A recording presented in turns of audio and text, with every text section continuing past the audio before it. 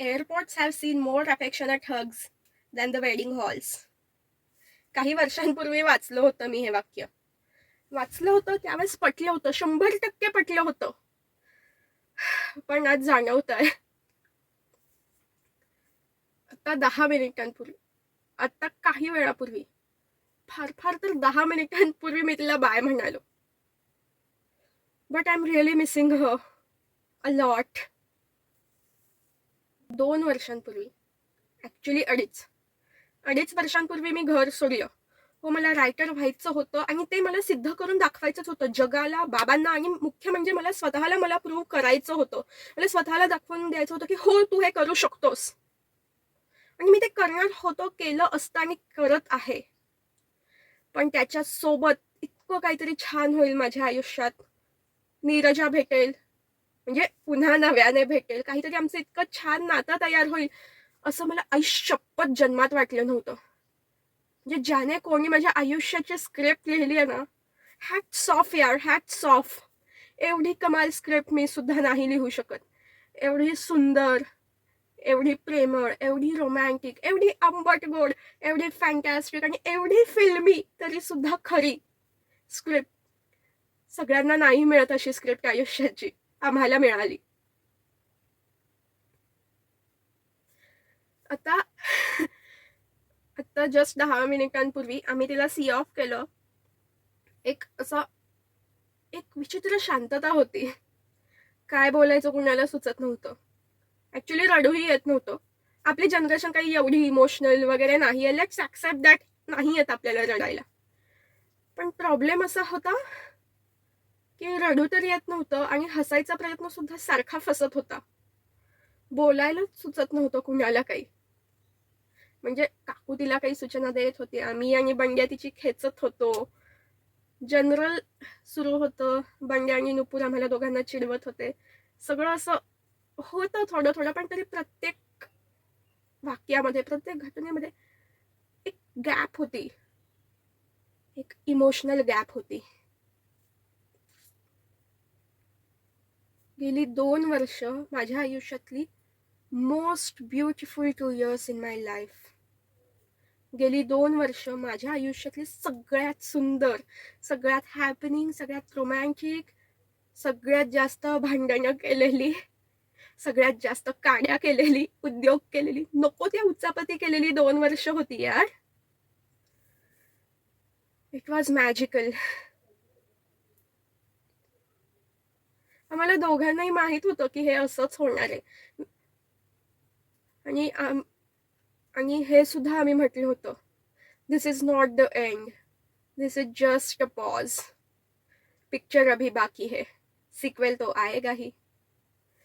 फक्त आता तो सिक्वेल अवघड आहे यार.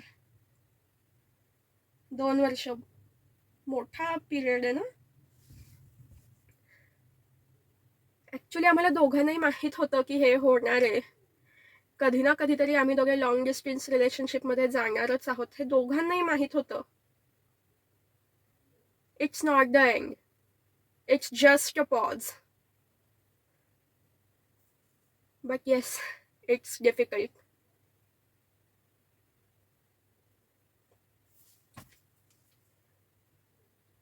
ही मुलगी तिथे बसून मला मेसेज करते, काय करताय.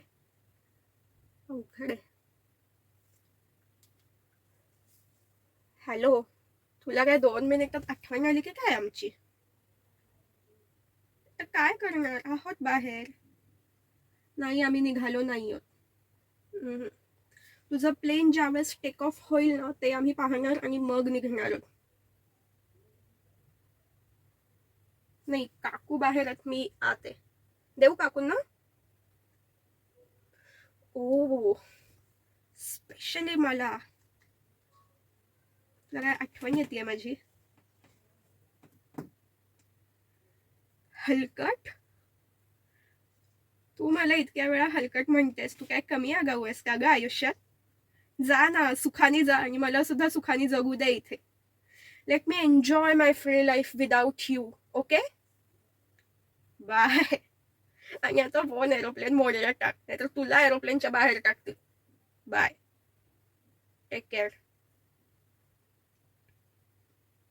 बाय.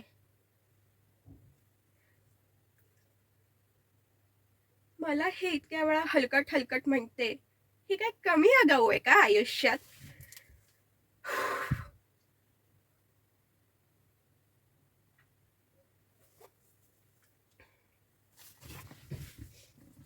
हाय, मला माहिती आहे हा मेसेज तुला तू तिथे पोहोचशील त्यावेळेस मिळेल आणि त्यावेळेस तू ऐकणार आहेस आणि त्यासाठीच आहे.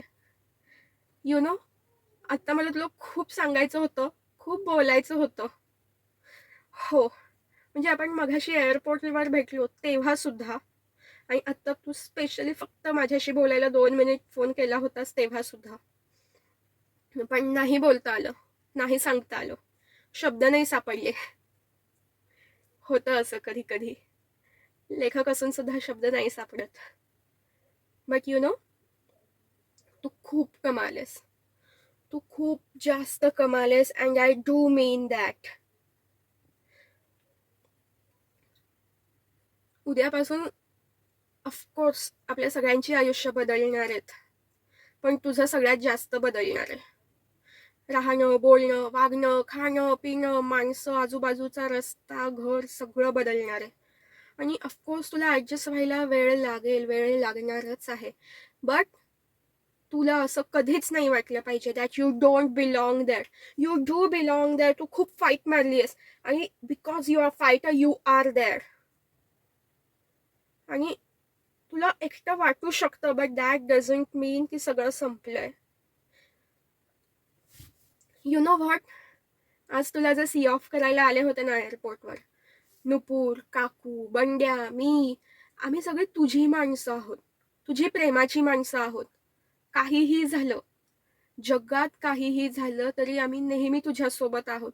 कुणीही काहीही बोललं, कुणीही काहीही केलं, तुझ्याकडून काही चूक झाली, तू कुठल्याही परिस्थितीमध्ये अडकलीस, काहीही झालं जगात तरी सुद्धा आम्ही तुझ्यासोबत आहोत. You are never alone, and I do mean that.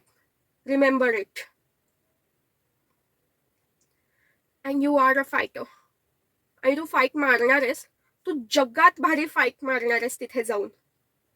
You know what, तू जर भर कॅन्टीनमध्ये तन्वीची बोलती बंद करू शकतेस, तू जर माझ्या कॉलेजमध्ये येऊन माझ्याच सिनियरची सगळ्या अख्ख्या आमच्या ड्रामा क्लब समोर, आमच्या नाटकाच्या अख्ख्या ग्रुप समोर त्याची इज्जत काढू शकतेस, तर तू जगात काहीही करू शकतेस.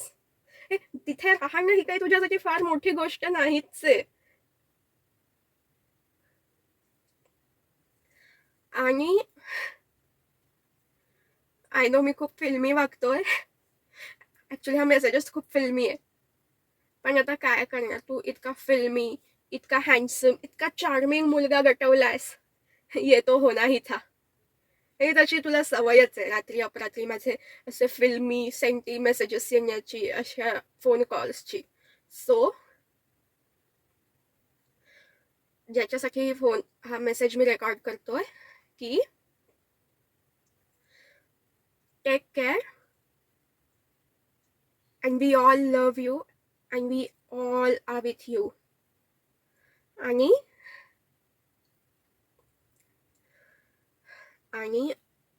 I love you. बाय.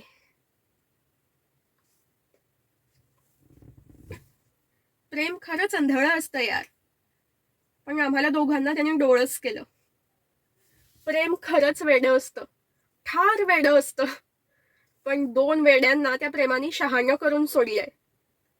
2 वेडे, नीरज आणि नीरजा. वेड्या प्रेमाची शहाणी गोष्ट, नीरज आणि नीरजा. थँक्यू.